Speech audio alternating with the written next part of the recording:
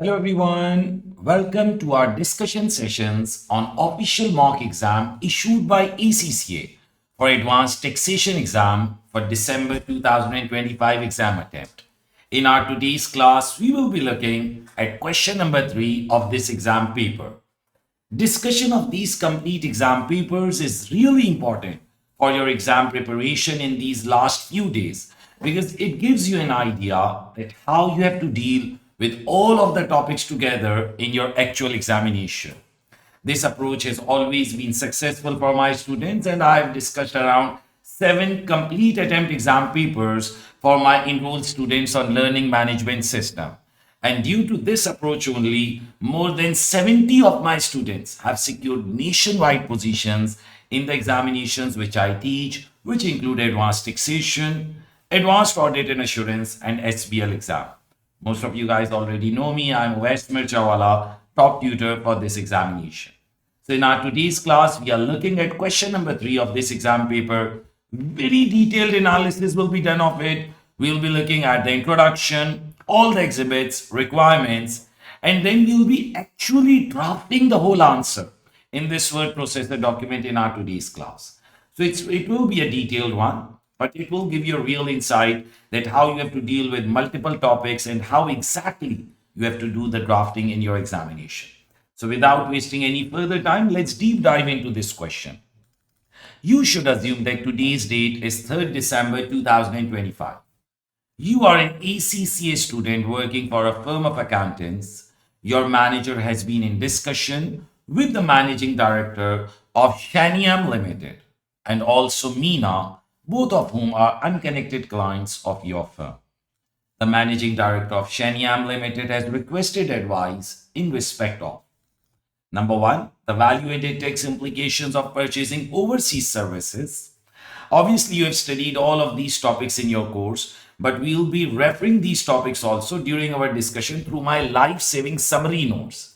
I hope you all have my summary notes in which I have summarized the entire course in around 50 pages. So all the relevant rules we'll be referring from that also. And the tax implications of establishing a permanent establishment or an overseas subsidiary. Meena has requested advice on inheritance tax charges within a trust and inheritance tax liability on transfers into a trust on Meena's death. Following exhibits which are available on the left hand side of the screen, these provide information relevant to the question. Shaniam Limited, Meena. The information should be used to answer the question requirement within your chosen response option. Obviously, we'll be solving the complete paper just like you are in your examination. We'll be reading the things, we'll be discussing the points, and then we'll be drafting the actual answer. Okay, so we just read the introduction. It's basic introduction about what the examiner will be asking us from in this question. As we'll read the exhibits more in detail, we'll find more information about the question. Let's look at it. Okay, so let's read further. This exhibit 1, Shaniam Limited business activity. Shaniam Limited is a profitable UK trading company that has been trading for many years and pay corporation tax at 25%, which is the main rate of corporate taxes. Is planning to expand its operations overseas in the country of Constantine. Is VAT registered and makes both taxable and exempt supplies. So obviously we are reading the scenario and the examiner is telling us more about the business activity and all. Let's read further, identify more and more information, and then when we'll read the requirement and we'll deep dive that what exactly the examiner wants from us. Import of consultancy services from outside the UK. Currently, Shaniam Limited is using a consultancy business based in Constantine to provide advice on setting up operations in that country. The rate of value-added tax in Constantine is 9%, and a similar service provider from a UK supplier would be standard rated in UK. So basically, we are planning to set up our operations in another country of Constantine, and we are using a consultant from that country only, and he's charging us 9% VAT. We have a similar service provider available in UK also. Okay. So apparently it's about VAT implications of importing services from overseas. As we read, we can identify this behavior. And even in the introduction, he referred it the VAT implications of purchasing overseas services. And he referred us that. Now, if I just give you a brief introduction and then I will show you the summary notes also. From VAT perspective, if we are purchasing services from overseas, purchase of services from overseas, what are the VAT implications? Simple question is that whether the customer who is purchasing the services, customer, is a business customer or not a business customer. If the customer is a business customer, if the customer is a VAT registered customer, then VAT will be assessed in the customer country, not in the supplier country. Here, the customer is Shenyang Limited. Listen to me carefully. When we are talking about purchasing services from overseas, simple question is that customer is a business customer or is a non-business customer. Customer is Shenyang Limited. We are the customer. We are purchasing the services. Okay. Supplier is that consultancy business. So Shenyang Limited is a customer who is in UK and the customer is registered for VAT. When customer is registered for the VAT is assessed in the customer country and the customer country is the UK. So basically Shenyang Limited will have to pay VAT on import of these services in UK according to UK VAT rules.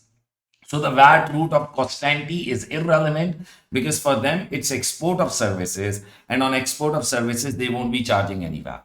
Okay. So basically Shenyang Limited will have to pay VAT on this purchase of services from overseas supplier in UK at UK value added tax rate.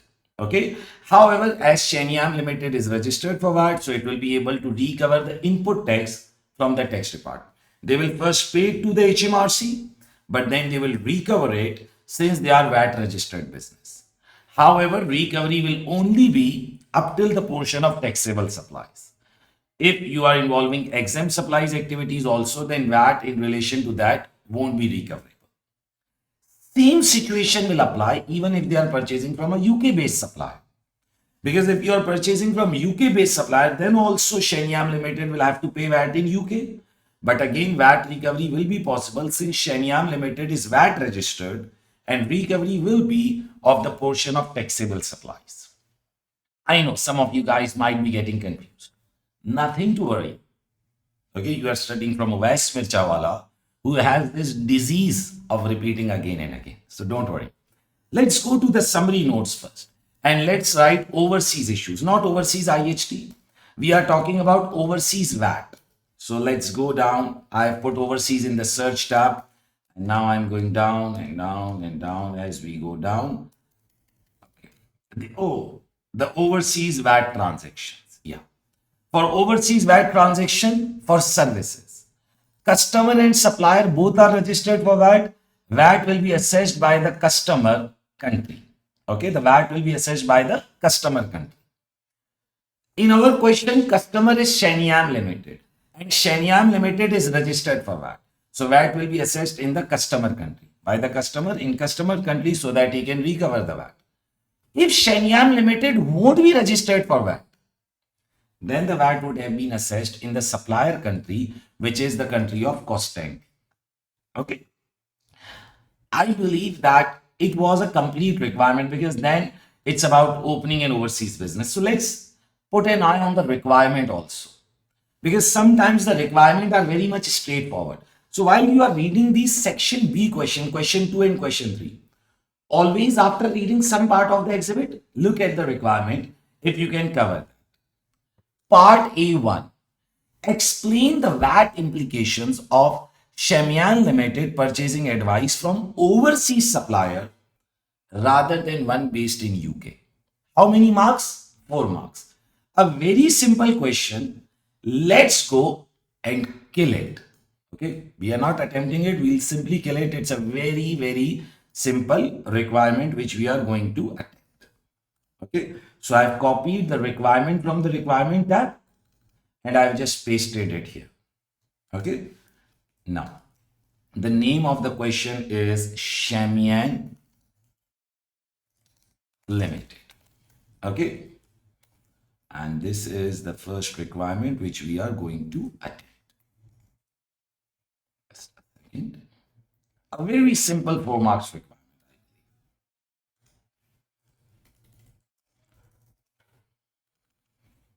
Now, now let's talk on this. As Shamian Limited is a VAT registered customer in this purchase of service transaction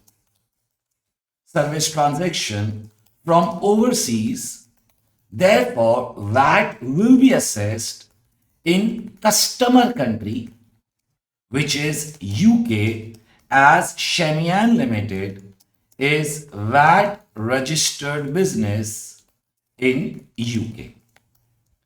As Shamian Limited, we Shamian Limited is a VAT registered customer in this purchase of service transaction from overseas. Therefore, VAT will be assessed in customer country, which is UK, as Shamian Limited is VAT registered business in UK.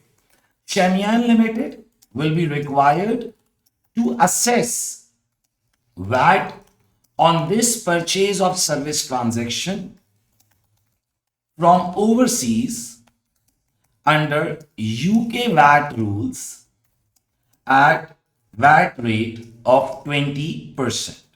It will have to pay VAT to HMRC on this purchase of services from overseas supplier.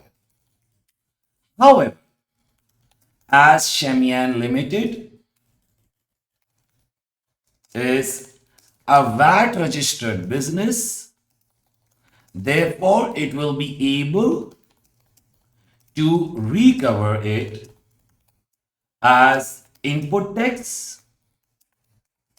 However, it is involved, or you can say, as Shamian Limited is involved in taxable and exempt supplies both. Therefore, VAT relating to taxable supplies portion will be recovered.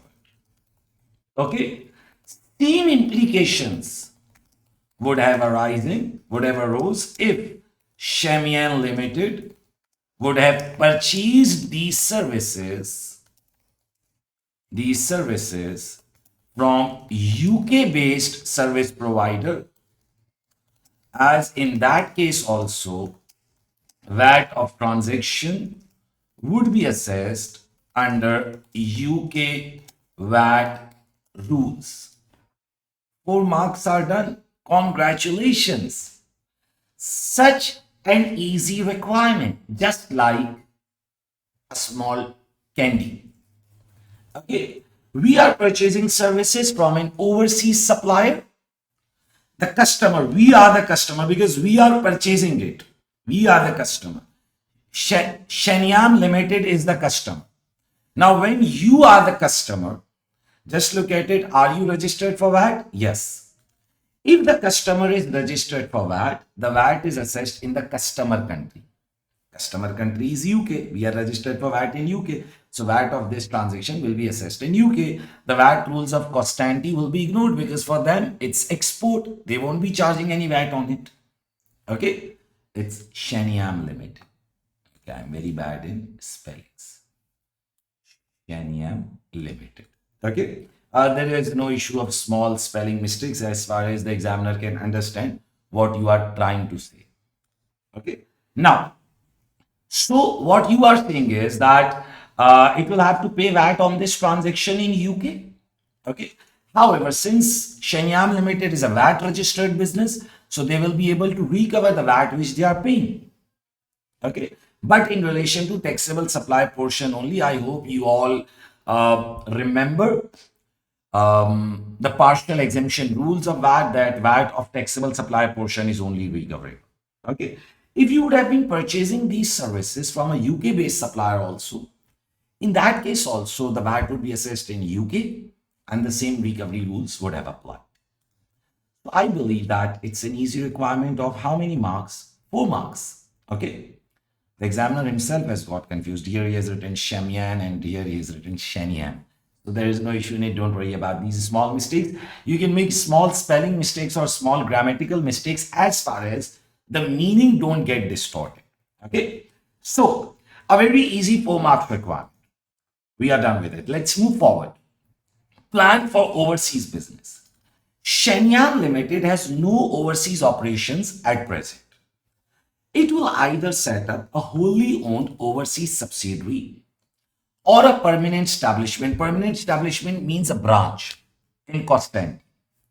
Shenyang Limited is considering operating additional operations in their overseas country in the future if the first expansion goes well. So they plan to open more operations also. The corporate tax rate on the profits of Costanti resident companies and permanent establishment is 27%. So this means that overseas tax rate of 27% is more than the UK tax rate. Overseas is charging more taxes, Costanti. There is no double tax treaty between UK and Costanti. There is nothing to worry. Even there is no double taxation treaty, then also double tax relief is available at lower of UK tax and overseas tax. I hope you all remember, and I'll refer you summary notes also. Initially, it is expected that overseas operations will be loss-making, but should become profitable after 18 months. Okay, so what he's asking from us: advice on the tax consequences of creating a permanent establishment overseas compared with an overseas subsidiary. Recommend the most relevant course of action for Shenyang Limited. Believe me, very easy requirement. Overseas issues of corporate tax, overseas corporate tax issues. Okay, we'll have to search with the word overseas only. In corporate taxes, we have this head of overseas corporate tax issues. Okay, here we go. Now comes the corporate consortium and the overseas company issue. So in overseas company issue, we have this complete head. We have studied it also, that you can either operate as a branch or you can operate as a subsidiary. If you operate as a branch, it's continuation of your UK based entity.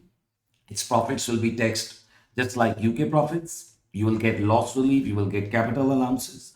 If you're paying any overseas taxes, you get double taxation relief. You get DTR. Okay, you remember the double taxation relief. If there is no double tax treaty, double tax relief will be available at lower of two things: UK tax and overseas tax. Here, overseas tax rate is 27%. UK tax is 25%. So, entire of the UK tax will be relieved through double taxation relief because UK tax rate is lower. You are paying greater tax in overseas.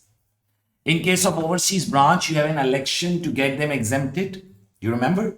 But that election is irrevocable. It applies on all of your branches. Okay. Then there's the concept of subsidiary. It's a separate legal entity.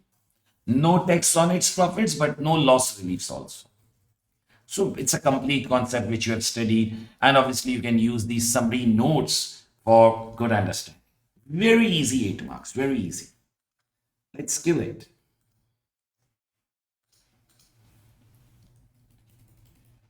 Okay.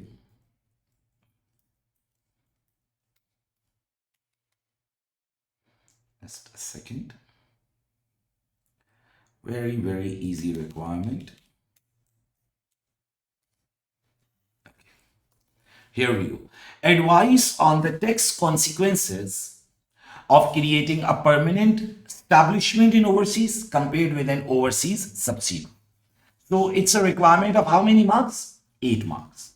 Let's do it. Let's first create a heading of overseas permanent establishment.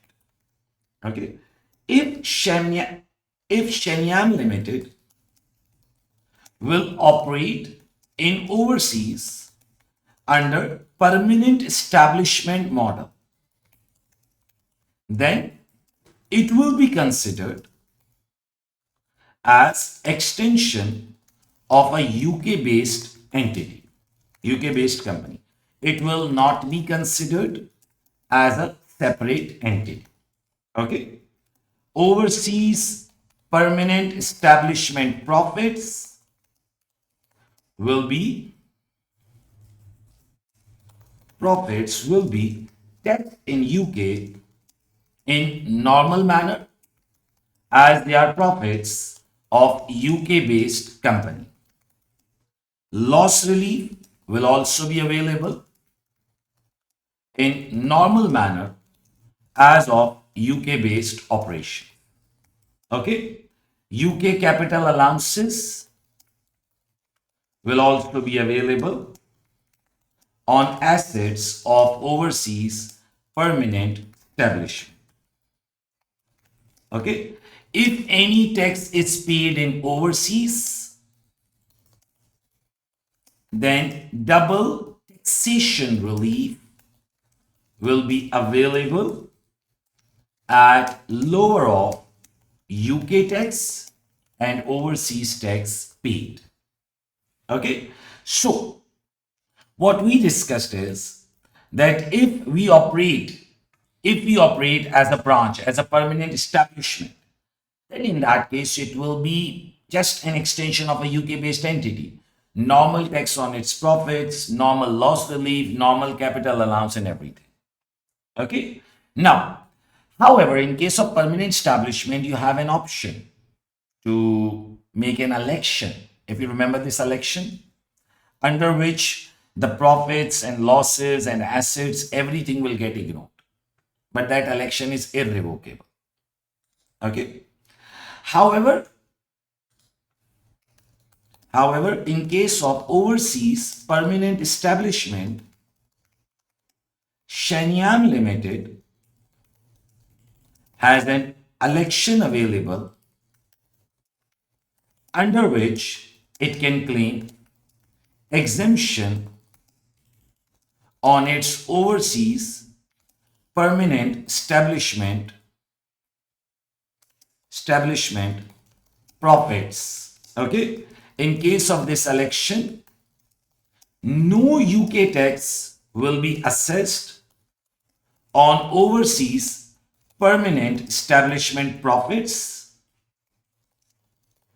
However, loss relief will also not be available, and capital allowances on assets of overseas permanent establishment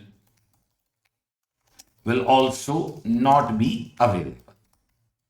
Okay, see, we created first heading in which we are talking about overseas permanent establishment. Will operate in overseas. Which country we are operating in? We are planning to operate in Constantine.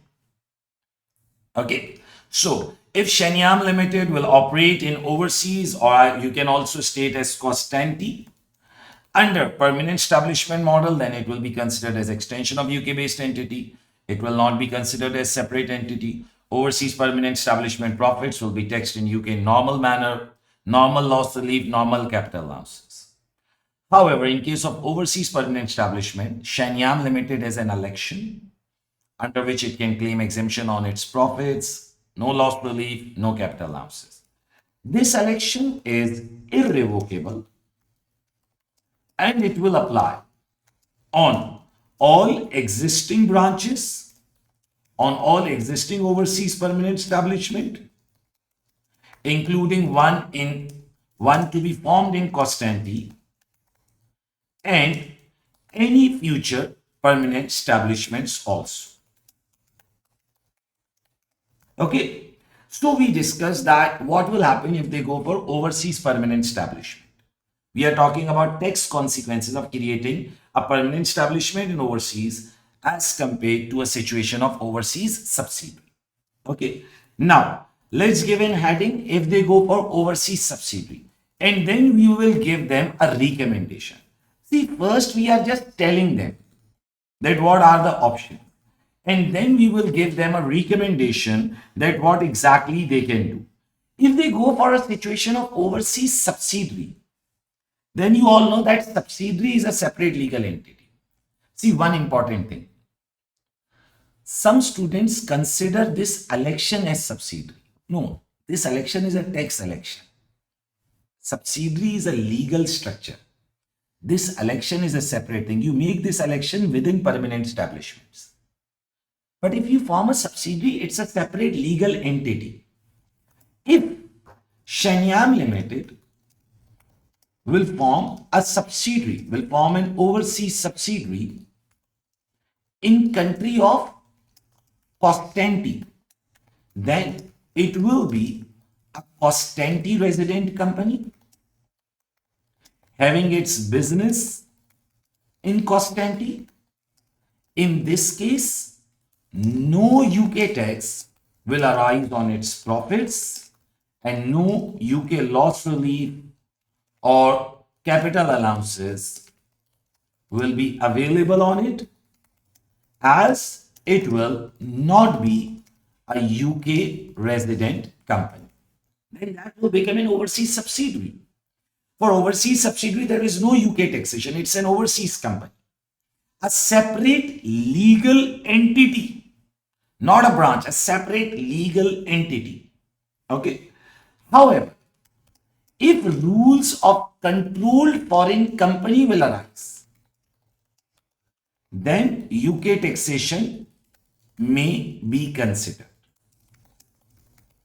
Okay. Controlled foreign company rules may arise. Controlled foreign company rules may arise if it is considered that overseas subsidiary is diverting UK based profits. But apparently that's not the case for them, because they are planning to run a legitimate business in Constantine. See, for permanent establishment, normal situation, it's an extension of UK based entity. If you make an election, it will simply get exempted. Then situation of subsidiary, a separate legal entity, not a permanent establishment, no election. You just register a new company there and you run a business there. However, controlled foreign company rules exist if you try to divert the profits. If you remember this, controlled foreign company. Okay. But apparently that's not the situation. Now give the final recommendation. I want you all to listen to me carefully. See, for Shenyang Limited, it's advisable, listen to me, to go for permanent establishment model, because the operations of Constantine will suffer loss in first 18 months. So when it will suffer a loss, you will get UK loss relief. But sir, when it will become profitable after 18 months, we'll have to pay UK tax. No UK tax, because overseas tax rate is 27%, which will relieve the UK tax under the double taxation relief. Look at the recommendation carefully.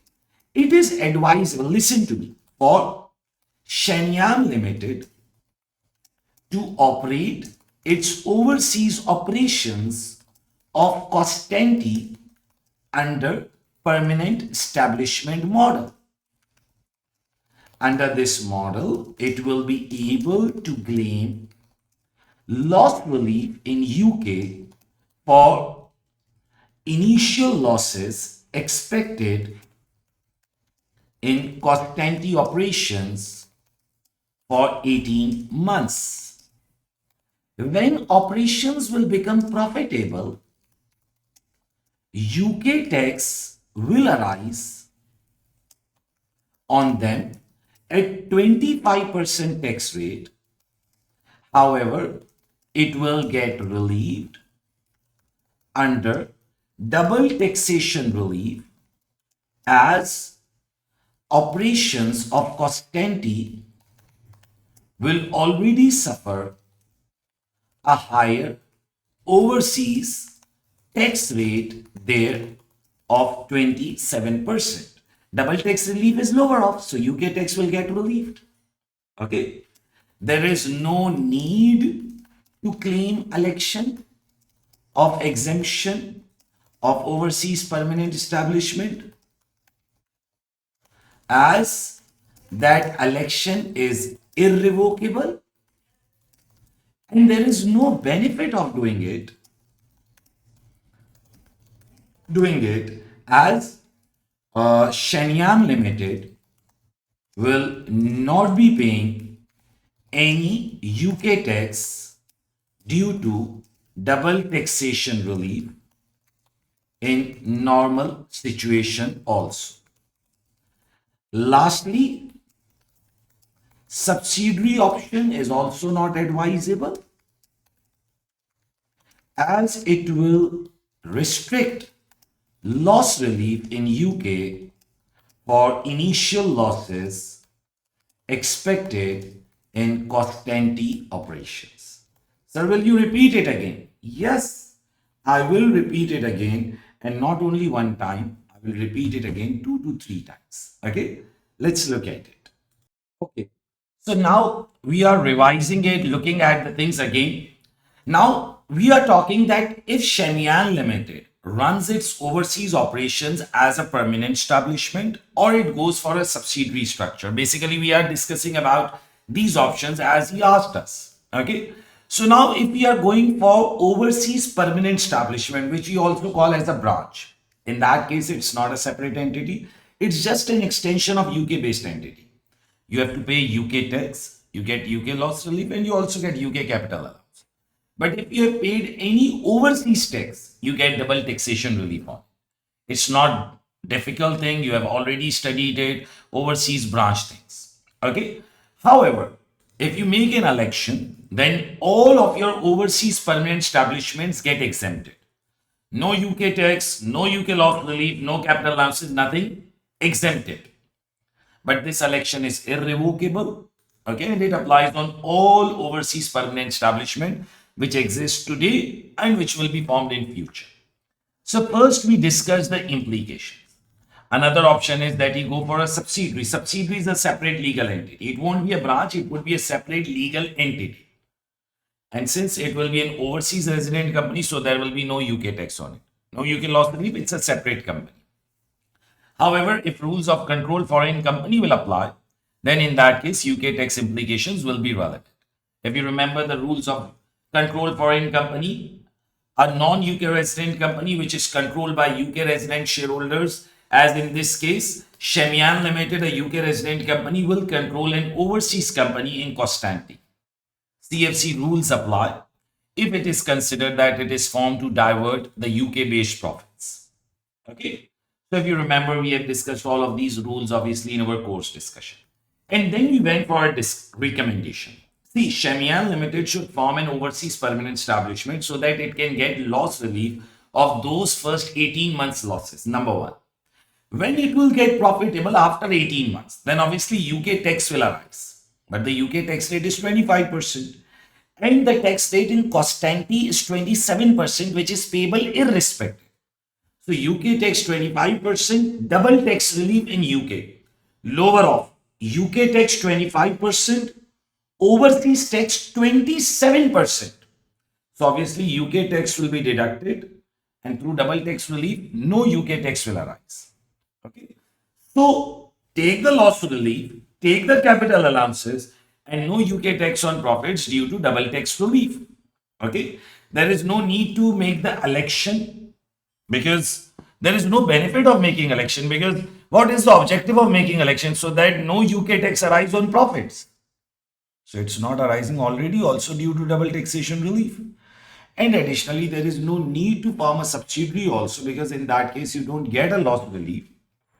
And profit thing, you don't have to worry about that because it will be covered through double taxation relief whenever UK tax will be arising. So I would say that this 4 marks VAT requirement and this 8 marks requirement relating to overseas branch and subsidiary, believe me, there is no reason a student can have any difficulty in it. Done? Let's move forward. Part B1, a 2 marks requirement. Let's copy it from here. Copy and let's paste this requirement here.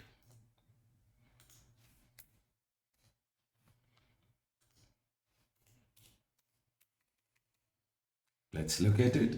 See, we are just picking up each of the requirement and looking at it. It's just a 2 marks requirement. But obviously for this, we need to read the IHT thing. The first part was in relation of Shenyang Limited, which we already do. Now we are looking at the requirement of MENA, in which he has discussed about IHT, because there is nothing about IHT in Exhibit 1. So let's look at it. MENA is 70 years old widow with an adult niece and has no children of her own. Meena plans to create a trust on 1st January 2026. Other than her planned gift to the trust on 1st January 2026, has made no other lifetime gifts and does not plan to make any. So annual exemptions are also available and nil rate band is also available. She is expected to die on 1st July 2028, which means almost 2.5 years later. From 1st January 26 to 1st July 28, it's like 27, 28, 2 years, and then till July, it's 2.5 years. Taper relief won't be available because death is within 3 years. 0 to 3 years, the taper relief percentage is 0%. The trust will be a discretionary trust for the benefit of Meena's needs. Meena will give 150 of her ordinary shares in Rainier Limited as well as 70,000 pounds cash to the trust on 1st January 26. So she will be making a lifetime gift. Okay. Any inheritance tax due at the time of the gift will be paid by Meena. So lifetime tax will be paid by the donor. Donor is Meena. The trust will invest the cash in the quoted shares. Okay. Rainier Limited. Rainier Limited has an issued share capital of 1,000 ordinary shares. Meena owns 700 of the company shares. The remaining 300 shares are owned by Framby, a UK registered charity. So 700 shares owned by Meena and 300 owned by charity. Charity is a related party because it is an exempt party. If you remember the valuation rules of IHT, if shareholding is held by a related party means the exempt parties in IHT, spouse, charity, and national institutions. Okay, so 300 shares are owned by the charity. So while valuing Meena's shareholding, we will be considering the impact of related party shareholding also. I hope you all remember those rules. We will be looking at them in the summary notes also while we will be solving. Rainier Limited is a property investment company such that business property relief is not available. The value of an ordinary share in Rainier Limited is estimated as follows. It's the concept of diminution value concept. As part of holding of 75% or more, each share worth 3,500 pounds. As part of holding more than 50%, but less than 75%, it worth 1,900 pounds. And as part of the holding of 50% or less, its value is 700 pounds. Okay, so let's look at it. It's the exhibit which he has given. It's not difficult, believe me. But let's see what he asked. Briefly outline the inheritance tax charges that may be payable in the future by the trustees of the discretionary trust. What IHT obligations will arise on the trust? Trust is the donee here. Very simple. If donor dies within 7 years of gift, then death tax is paid by the trust. Okay. Obviously, by the trust means it's the obligation of the trustees to get it settled from the trust fund. Death tax will be paid by the trust. Okay. Because the donor is expected to die within 7 years of gift. January 26 and July 28. See, Meena is paying tax at the time of gift, not the death tax. Death tax is always the responsibility of donee. And secondly, what other tax implications can arise? On every 10th anniversary of the trust, 6% principal charge is payable on the value of assets inside the trust. And if the asset will be taken out of the trust, 6% exit charge gets payable. If you don't remember, just go to summary notes, write exit charge, and you will find it. For the trust, exit charge 6%, after every 10th anniversary, a principal charge gets payable. So, briefly outline the IHT charges that may be payable in the future by the trust. Okay. Trustees of discretionary trust will have to pay death tax on lifetime gift made by Meena on 1st January 2026 on her death date of 1st July 2028, as she will die within 7 years of gift. death tax rate will be 40%. However, it will be reduced by amount of any lifetime tax already paid. And taper relief will be 0% because the gap between gift and death is of less than 3 years. 1st January 26 and 1st July 28. So always remember, death tax is payable by the donee, and the donee here is the trust. Trustees of discretionary trust will have to pay death tax on lifetime gift made by Meena on 1st January 26 on her death date of 1st July 28, as she will die within 7 years of gift. Additionally, trust will have to pay 6% principal charge on every 10th anniversary of the trust on value of assets held inside trust on that date. Lastly, 6% exit charge is payable if any asset is gifted out to trust to beneficiaries. Okay. See, if any assets remain inside the trust, so every 10th anniversary you pay 6% principal charge. But if any asset moves out of the trust, like the assets are being gifted, then on those assets 6% exit charge is payable. It's not income distribution, it is gifting the assets like building, plant, shares, anything like that. Income distribution, so that is taxed under income tax. So the trust will have to pay death tax because trust is the donee, principal charge on every 10th anniversary, and exit charge if any asset is gifted out of the trust. A very easy 2 marks required. Like I would say, it would be a great luck to get such a question in your examination. Last, calculate the IHT liability arising on the transfer to the trust as a result of Meena's death on 1st July 2028.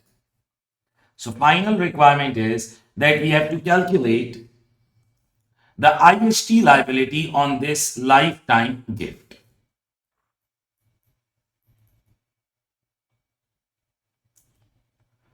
Okay, let's look at it.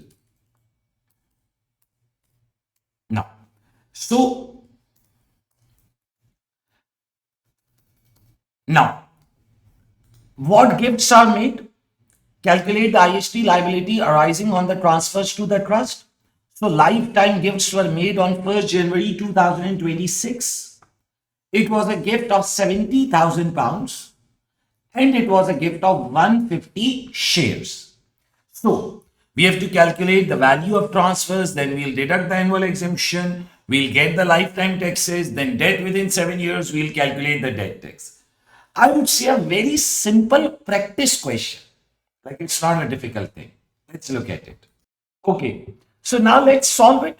A very routine question, I would say. There is no point of being difficult. We just have to calculate the IHT. Okay, so no detailed commentary, just focus on the calculation part. Now, let's look at it. You can do this calculation on spreadsheet also if you want, and you can do this on word processor document also. Both are completely acceptable. So please don't message me and ask, sir, can we do it on spreadsheet? Yes, you can. I normally feel comfortable on solving the entire answer on the single screen. That's why I'm doing it on word processor. But if someone want to do it on spreadsheet, that is completely acceptable. Okay. So what is gifted if you look at it? Gift of 150 ordinary shares in Renewal Limited as well as £70,000. So now gift of shares, value of shareholding before gift.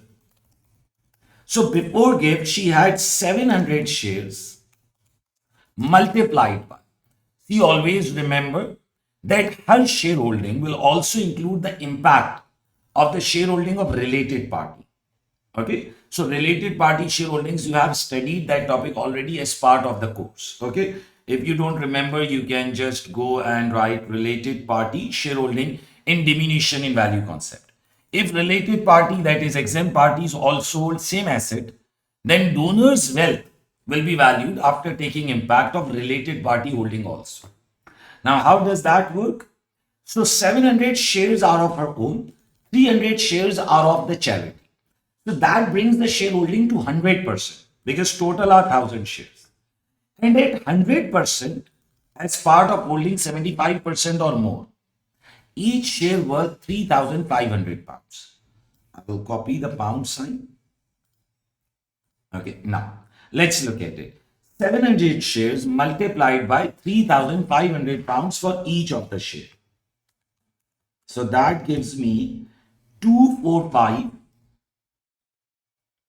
245, 0000.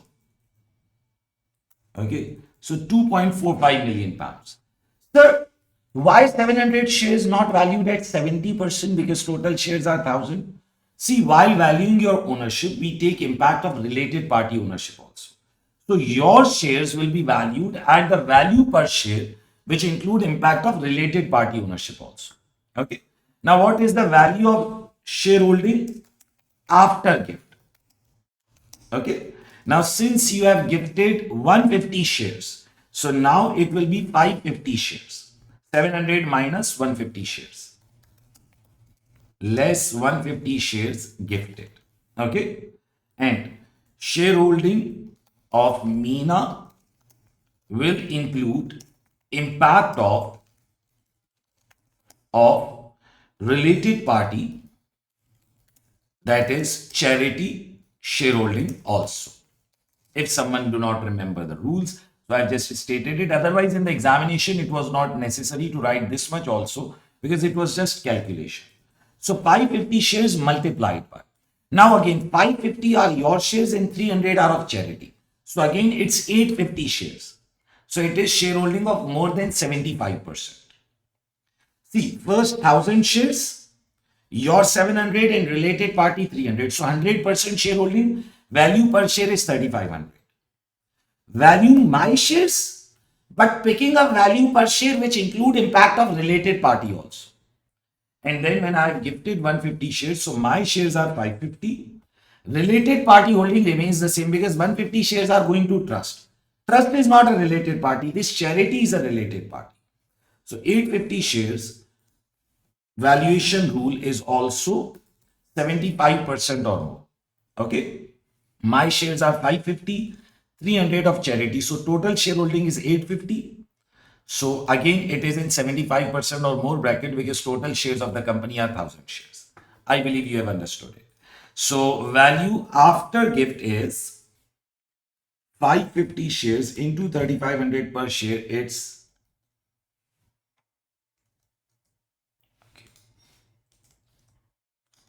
1925,000.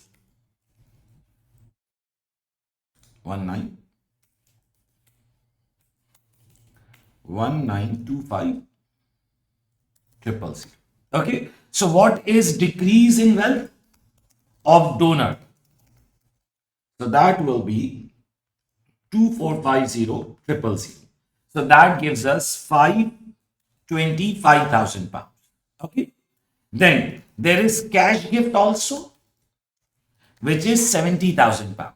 You can see it in the question. She has gifted 150 of her ordinary shares as well as 70,000 pounds cash. So total value of transfer on 1st January 2026. So will you repeat it again? Yes, I will repeat it again as I always do. See, she gifted 150 shares and she gifted cash of 70,000.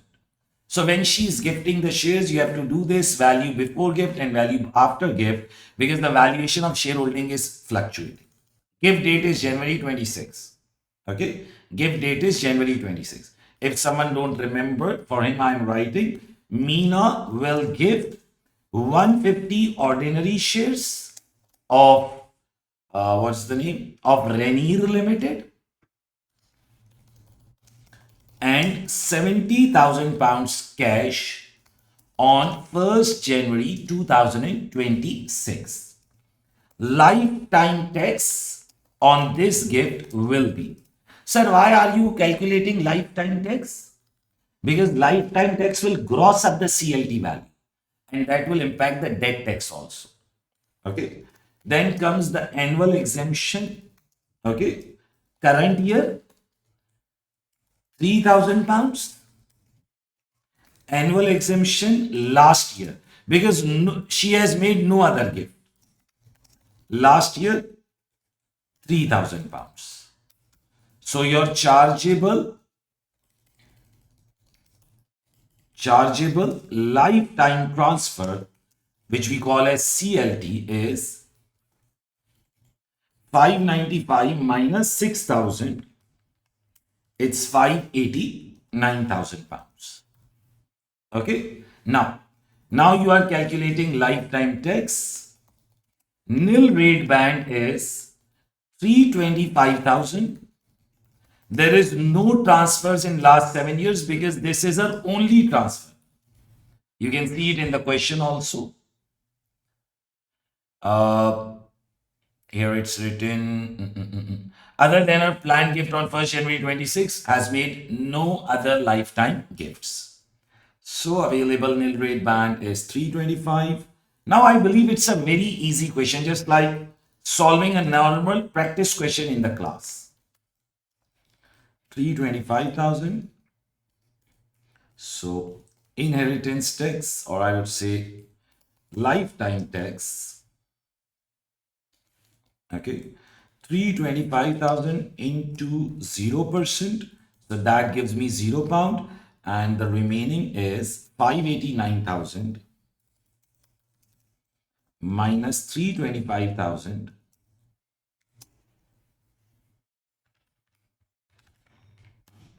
It's 264,000. Sir, how are you pasting this pound sign? I have copied it one time, Control C, and every time I press Control V to paste the pound sign. Okay. Into 25% lifetime tax, as donor is paying tax. It was written that Meena is paying the lifetime tax. So that gives me 66,000 pounds. Donor is paying tax, that is Meena. Therefore, lifetime tax rate is 25%. And how do we add row? At the last cell, we press the tab button. So a new row is added.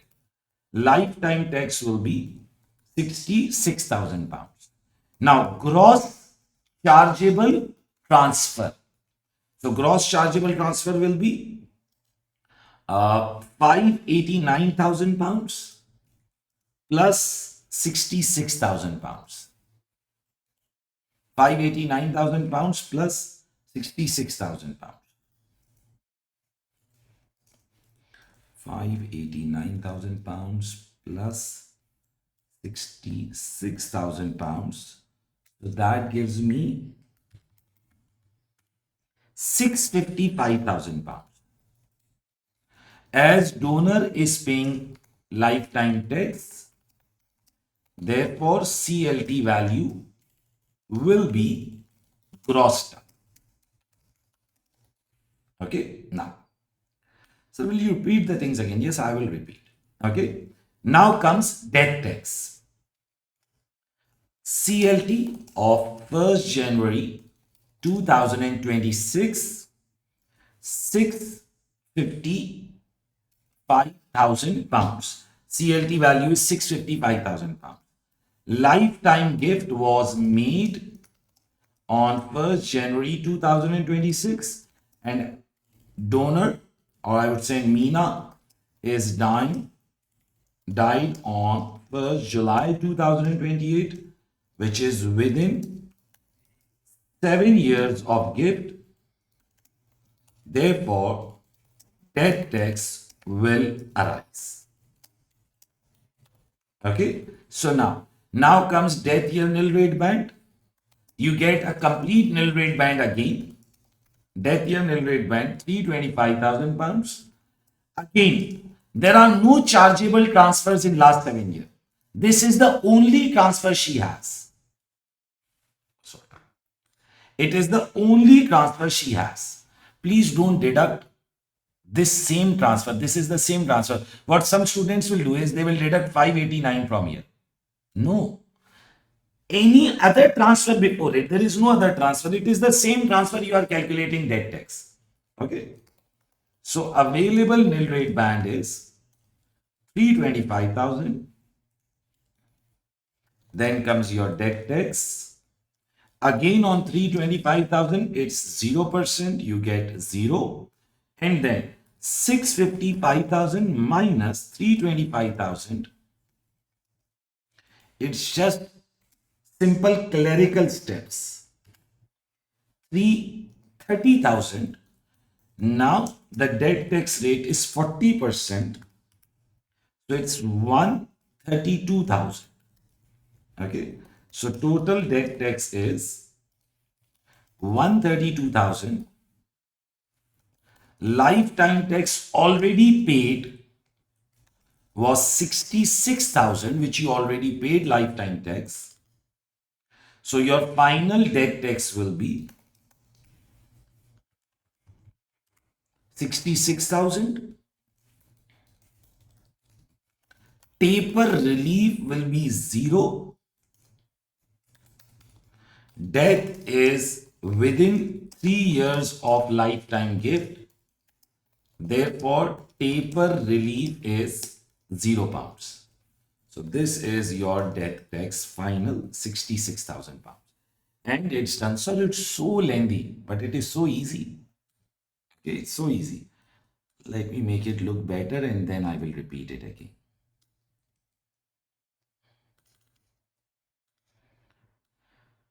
Okay, here you go.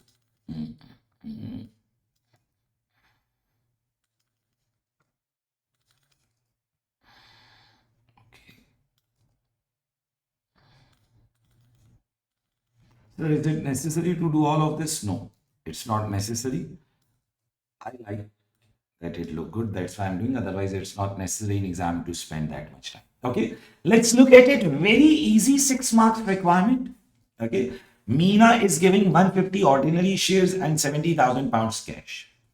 So when she has made this lifetime gift, okay, so for the shares, value of shareholding before gift and after gift. Okay, 700 shares before gift and after gift, these are 550 shares. So on 1st January 26, your 700 shares will not be valued according to 700 because otherwise they would be in this bracket. 700 plus 300 of the charity, the related part. So your 700 shares will be valued according to this bracket. Okay. So value of shareholding before gift and after gift, you got decrease in wealth, you added cash gift value. So here comes your total value of transfer. Okay. Then since it was the only gift, you deducted annual exemptions, you got the CLT value. Lifetime tax, nil rate band 325, there is no other gift, you got available NRB. You can do entire calculation on spreadsheet also, there is no issue in it. Then 0% and on remaining you applied lifetime tax at 25% rate. You grossed up the chargeable transfer value. Since the donor is paying tax, so the chargeable transfer value gets grossed up. It's something very much routine and you guys already know it. Then for debt tax, you picked up this CLT because it lies within 7 years of death. Death year NRB, again last 7 year chargeable transfer 0, you got available NRB. Same working again, lifetime tax and then debt tax. Whatever lifetime tax you already paid, you deducted from it, got the debt tax. No taper relief because debt within 3 years, final debt tax. And boom, the question is done. Believe me, very pretty easy question. Very easy.